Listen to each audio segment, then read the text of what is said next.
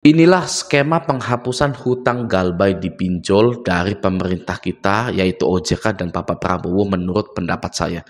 Jadi gini, ya, Bapak Prabowo ini memiliki rencana ya untuk menyediakan kredit rumah untuk 3 juta rakyat Indonesia. Ya, rakyatnya itu menengah ke bawah. Oke.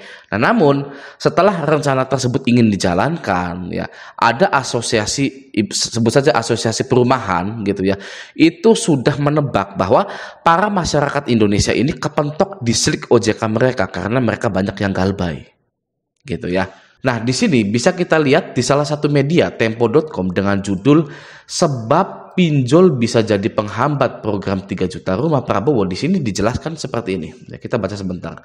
Ketua Umum Asosiasi Pengembangan Perumahan dan Permukiman Seluruh Indonesia atau APERSI, Junaidi Abdillah, menganggap maraknya pinjaman online di kalangan keluarga muda bisa menghambat program 3 juta rumah pemerintah Prabowo Subianto. Pasalnya, kata dia, banyak aplikasi kredit pemilik rumah atau KPR subsidi yang ditolak perbankan karena riwayat pinjol yang dimiliki calon nasabah. Riwayat pinjol yang macet dimiliki calon nasabah. Ya, ini bisa saja menyedihkan, bisa saja kabar baik ya. Kabar baiknya adalah banyak yang galbay.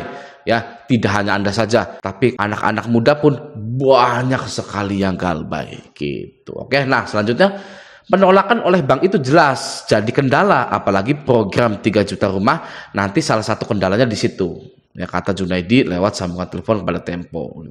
Terlebih lagi, kata dia, program 3 juta rumah menyasar masyarakat berpenghasilan rendah atau MBR yang jadi kalangan rentan terjerat pinjol. MBR juga jadi segmen andalan dari hunian KPR subsidi yang banyak dibangun jaringan APERSI. Korban pinjol itu rata-rata orang yang penghasilannya pas-pasan semua. Waduh. Nah, ya itu ya. Makanya sebenarnya masalah kita itu bukan masalah pinjolnya, bukan masalah DC-nya, tapi masalah kesejahteraan kita. Ya, kita nanti kita bahas lah gitu ya. Nah, menurutnya banyak di antara mereka yang gagal mengajukan KPR karena utang pinjol yang nominalnya hanya ratusan ribu hingga 1 juta. Namun karena tidak segera diurus, persoalan itu menjadi catatan merah di sistem layanan informasi keuangan atau SLIK OJK yang membuat aplikasi KPR atau pengajuan KPR ditolak oleh perbankan. Keluarga baru itu masih muda-muda ya. Ternyata kasus pinjol diawali saat mereka masih bujang, ujarnya. Nah, dari berita tersebut sudah kita ketahui bahwa banyak sekali anak-anak muda yang galbay. Bukan hanya umur 30 ke atas saja ya, tapi dimulai dari umur 20 atau bahkan 19 gitu ya, itu sudah banyak yang galbay. Regenerasi perkreditan itu dibutuhkan karena orang tua kita umurnya sudah tidak muda lagi. Kita sudah tidak masuk dalam kriteria kredit perbankan. Maksimalnya 60 atau 65. Ya, tapi biasanya 55 juga sudah ditolak biasanya. Ya kan di bank gitu kan ya biasanya gitu ya. Nah, mau tidak mau nanti hutang pinjol ini akan dihapuskan. Oke. Dan itu sangat penting untuk regenerasi perbankan, leasing, finance di Indonesia. Jika tidak ada regenerasi, maka bank nanti akan mati. Jika tidak ada yang kredit lagi, nanti salah satu penghasilan terbesar dari sebuah bank itu adalah dari kredit. Bukan dari admin per bulan yang sering Anda kena charge itu, ya 20.000, 30.000 gitu. Bukan dari situ, tapi dari kredit. Bank menyalurkan pendanaan untuk kredit mobil, kredit motor, kredit rumah, dan lain-lain. Nah, dari situ ya bank mendapatkan keuntungan. Kalau misalkan yang anak mudanya saja sudah banyak yang galbay, bagaimana bisa bisnis kredit ini ekspansi dan beregenerasi gitu ya? Kan harus dilebarkan selebar-lebarnya. Siapapun harus kredit gitu kan. Nah, itu jebakan ya, nanti kita bahas di lain video. Nah, disitulah Bapak Prabowo ya mau hapus hutang bank petani dan nelayan. Ya, masalahnya karena di situ tidak ada lagi orang yang kredit. Bank akan mati. Ya, nanti ya Bapak Prabowo atau OJK mau hapus hutang pinjol. Pasti, ya kan? Karena kalau nggak dihapus, ya kembali lagi, ya kan? Siapa yang mau kredit? Jadi sebenarnya guys, ya, yang namanya hutang itu kita yang berkuasa sebenarnya. Ya, Anda kalau lihat orang-orang perbankan yang ngasih kredit gitu kan, sepertinya kita yang mohon-mohon ya, padahal mereka yang mohon-mohon ke kita ya, ayo kredit kredit cepetan gitu sebenarnya ya. Tapi karena memang kebutuhan ya kan, yang namanya kebutuhan itu tidak bisa dilewatkan, maka kita itu butuh hutang ke bank. Kita lanjut ke sini ya. Jadi Bapak Prabowo atau OJK, kalau menurut saya sih OJK tidak akan sampai ke Pak Prabowo, tapi hanya ke OJK saja. Nah, kebetulan lagi ya seperti ini ya, dari OJK-nya langsung. Saya ingin mengucapkan selamat kepada Anda semua karena OJK telah merilis aturan terbaru tentang auto lunas di pinjaman online Anda.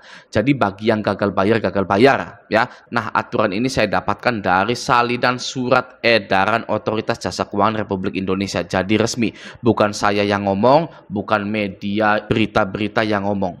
Gitu kan ya. Kalau saya yang ngomong itu berdasarkan pengalaman saya ya. Saya juga tidak bisa asal ngomong gitu ya.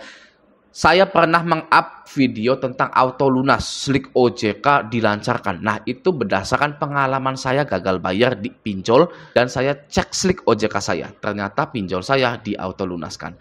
Nah, sekarang ini langsung dari OJK-nya. Oke, langsung saja kita baca.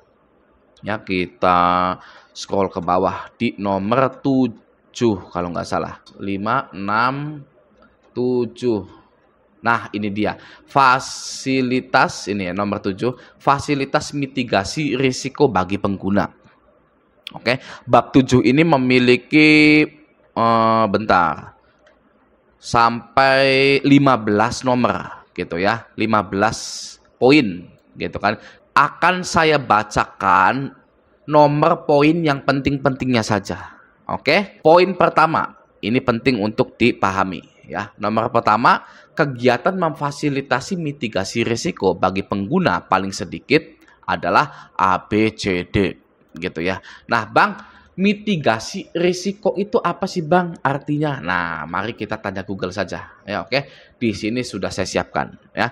Mitigasi risiko merupakan tindakan terencana dan berkelanjutan yang dilakukan oleh pemilik risiko agar bisa mengurangi dampak dari suatu kejadian yang berpotensi atau telah merugikan atau membahayakan pemilik risiko tersebut. Jadi, jika mitigasi risiko ini diterapkan pada pinjol, maka akan seperti ini.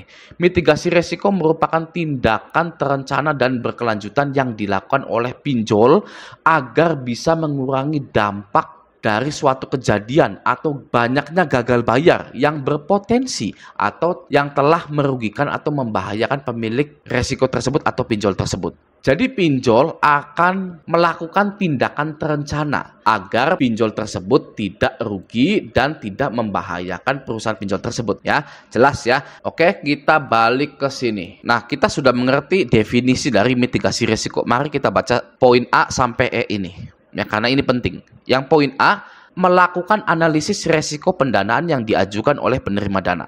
Oke, melakukan verifikasi identitas pengguna dan keaslian dokumen. Selanjutnya, melakukan penagihan atas pendanaan yang disalurkan secara optimal. Yang D, memfasilitasi pengalihan risiko pendanaan dan memfasilitasi pengalihan risiko atas objek jaminan jika ada objek jaminannya. Oke. Nah, setelah kita membaca A, B, C, D, E ini, kita wajib mengerti di poin E-nya saja. Ya. Nah, isi dari poin E adalah memfasilitasi pengalihan risiko atas objek jaminan jika ada objek jaminannya. Oke, lanjut. Kita scroll ke bawah lagi. Langsung kita ke nomor 6. Nah, ini dia ya peraturan OJK yang akan mengauto lunaskan pinjol-pinjol Anda. Kita tepuk tangan dulu ya. Waduh. Oke, langsung kita baca saja ya. Saya zoom dulu. Oke. Nah, nomor 6. Pengalihan resiko pendanaan sebagaimana dimaksud pada angka 1 huruf D dapat dilakukan melalui mekanisme asuransi atau penjaminan. Nah, jadi jika ada nasabah yang gagal bayar, maka resiko tersebut akan dialihkan melalui mekanisme asuransi atau penjaminan. Gitu ya. Nah, gitu ya. Jadi fix bagi yang gagal bayar, pinjol-pinjol ini akan mengalihkan resiko gagal bayar tersebut melalui mekanisme asuransi. Gitu ya, selamat ya. Atau penjaminan. Nah, gimana tuh Bang penjaminan tuh? Saya beli barang di paylater, beli TV, beli HP, beli kulkas, pakai paylater tuh Bang. Ya. Apakah nanti pengalihan resikonya itu bukan asuransi, tapi ditarik sebagai jaminan? Nah, pada poin 1 tadi, yang E ini ya, memfasilitasi pengalihan resiko atas objek jaminan jika ada objek jaminan. Sedangkan hutang pay later Anda, HP tersebut, itu bukanlah jaminan hutang Anda. Ya, jadi mau Anda gagal bayar pay later, barangnya itu tidak bisa disita. Oke, karena mengacu pada nomor 1 poin E ini ya, pengalihan resiko atas objek jaminan jika ada objek jaminannya. Nah, sedangkan pay later tidak ada objek jaminannya. Ya, kulkas Anda itu bukan objek jaminan. Oke, ya. Nah, kita lanjut agar lebih mantap lagi ya. Di nomor 7, dalam melakukan pengalihan resiko pendanaan sebagaimana dimaksud pada angka 6 yang ini, penyelenggara atau pinjol dapat bekerja sama dengan perusahaan asuransi atau perusahaan penjaminan yang memiliki izin usaha dari otoritas jasa keuangan sesuai dengan ketentuan perundang-undangan gitu. Jadi perusahaan asuransinya itu sudah harus berizin dari otoritas jasa keuangan gitu ya. Kita simulasikan Anda pinjam ke pinjol yang legal dari otoritas jasa keuangan. Anda galbay gitu ya. Nah, hutang Anda tersebut itu akan dialihkan ke perusahaan asuransi yang sudah berizin di otoritas jasa keuangan. Jadi diuplek-uplek OJK saja gitu ya. Anda pinjam ke pinjol OJK, Anda galbay, masuk slik OJK gitu kan. Lalu dilunasi oleh asuransi yang terdaftar di OJK gitu kan. Jadi data Anda tidak akan kemana-mana gitu ya, tidak akan dijual ke dark web misalkan kemana gitu kan ya, kok data-data judul gitu kan, itu nggak mungkin. Karena data Anda akan muter uplek-uplek di perusahaan yang dibawahi oleh otoritas jasa keuangan saja gitu. Oke, kita lompat ke nomor 11 ya.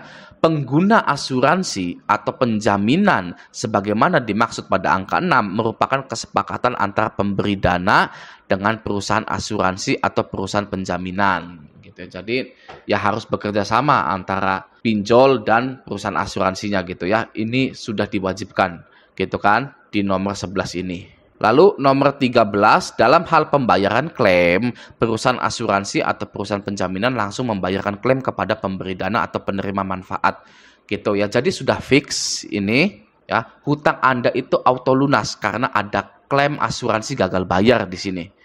Ya. Kalau dulu memang masih abu-abu yang namanya auto lunas pakai asuransi itu gitu ya. Tapi sekarang sudah dinyatakan fix bahwa pinjaman yang gagal bayar itu akan dialihkan resikonya menggunakan asuransi. Nah, nomor 14, dalam hal pembayaran klaim telah dibayarkan oleh perusahaan asuransi atau perusahaan penjaminan sebagaimana dimaksud pada angka 13, penyelenggara harus memastikan bahwa informasi pembayaran klaim disampaikan kepada pemberi dana. Jadi kalau asuransinya udah cair, pinjol itu wajib memberitahu kepada investor tersebut bahwa dana Anda sudah dikirimkan. Gitu ya. Bang, pinjol sudah pakai asuransi tapi masih nagih. Nah, jangan ditanya. Ya jangan ditanya, kalau bisa double kenapa enggak? Gitu kan, orang jarang ada yang tahu. Orang yang subscribe ke Raja Galbay itu orang yang sudah galbay. Ya orang yang belum galbay akan terus membayar, nggak akan tahu yang namanya asuransi. Ya kan? Jadi menurut saya, bagi Anda yang galbay-galbay di pinjol, lalu misalkan itu sudah diasuransikan, Anda mendapatkan email bahwa hutang Anda sudah dihapus tagihkan tapi masih ditagih saja, yaitu Anda tidak perlu diladeni gitu kan. Anda tidak perlu menggubris hal tersebut. Karena pinjol itu pengen double. Kalau bisa double kenapa enggak? Melanggar aturan Bang itu Bang, ya pasti. Sudah pasti melanggar aturan gitu kan. Kita lihat nanti saja gitu kan apa langkah-langkah OJK selanjutnya. Oke? Kita sebagai rakyat-rakyat biasa ini, kita hanya perlu melakukan hal yang seharusnya dilakukan, yaitu gagal bayar. Ya, agar pinjol-pinjol ini sudah tidak ada lagi di Indonesia dan tidak menelan korban lagi, gitu ya. Nah, ini poinnya sudah habis. Ya, poin 15 ini adalah poin akhir dari mitigasi resiko atau hutang-hutang para nasabah diasuransikan dan auto lunas ini sudah habis. Gitu ya, dan tidak ada keterangan kapan akan diasuransikannya. Nah, cara mengetahui hutang pinjol Anda sudah diasuransikan, jalan satu-satunya adalah mengecek slik OJK Anda ya. Anda galbay berapa, ditulis di list galbay-galbaynya, galbay pinjol apa saja, lalu cek slik OJK Anda. Ya, apakah masih ada hutang-hutang ini, hutang-hutang itu, hutang-hutang pinjol ini, pinjol A, pinjol B, pinjol C gitu ya. Kalau sudah tidak ada, maka itu sudah dibayarkan oleh asuransi. Gitu ya. Silakan cek slip OJK Anda. Ya. Semoga video ini menenangkan Anda bagi Anda yang galbay-galbay di pinjol, oke? Sampai jumpa di video selanjutnya.